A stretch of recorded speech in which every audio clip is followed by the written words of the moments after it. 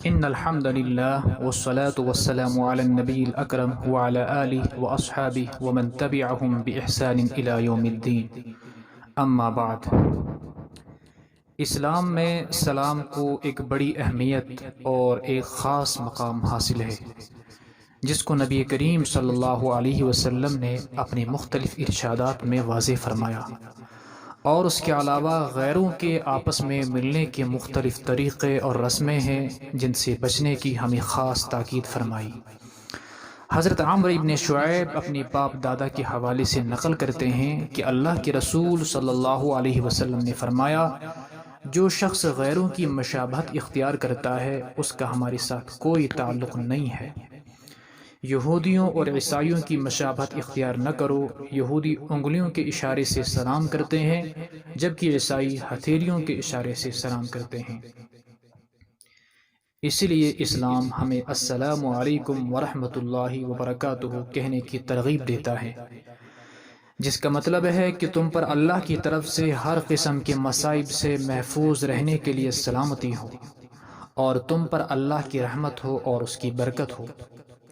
صحیح بخاری کی روایت ہے کہ نبی کریم صلی اللہ علیہ وسلم نے فرمایا، اللہ تعالیٰ نے جب آدم علیہ السلام کو ان کی صورت پر پیدا فرمایا تو ان کی قد کی لمبائی 60 گز تھی۔ جب آپ کو پیدا فرمایا تو آپ سے فرمایا، ملائکہ کی جماعت کے پاس تشریف لے جائیں جو کہ منتظر بیٹھے ہیں، اور انہیں جا کر سلام کریں اور ان کے جواب کو اچھی طرح سنیں۔ یہی آپ کا اور آپ کی اولاد کا طریقہ ملاقات ہوگا۔ پس آدم علیہ السلام نے ان سے فرمایا، السلام علیکم، تو فرشتوں نے جواب میں علیک السلام ورحمۃ اللہ کہا۔ جامع ترمذی میں حدیث ہے کہ پیغمبر کریم صلی اللہ علیہ وسلم نے فرمایا، اس ذات کی قسم جس کے قبضے میں میری جان ہے، ایمان قبول کیے بغیر تم جنت میں داخل نہیں ہو سکتے، اور اس وقت تک کامل مومن نہیں ہو سکتے جب تک ایک دوسرے سے محبت نہ کرو۔ میں تمہیں وہ بات بتاتا ہوں جس پر عمل کر لینے سے تمہیں آپس میں محبت پیدا ہوگی، اور وہ یہ ہے کہ تم آپس میں سلام کو خوب پھیلاؤ۔ ترمذی میں ایک دوسری حدیث موجود ہے جس میں اللہ کے رسول صلی اللہ علیہ وسلم نے فرمایا، السلام قبل الکلام، یعنی گفتگو کرنے سے پہلے سلام کرو۔ ایک اور حدیث میں آپ نے فرمایا کہ سوار شخص پیدل آدمی کو، پیدل شخص بیٹھے ہوئے کو، اور تھوڑے لوگ زیادہ لوگوں کو سلام کریں۔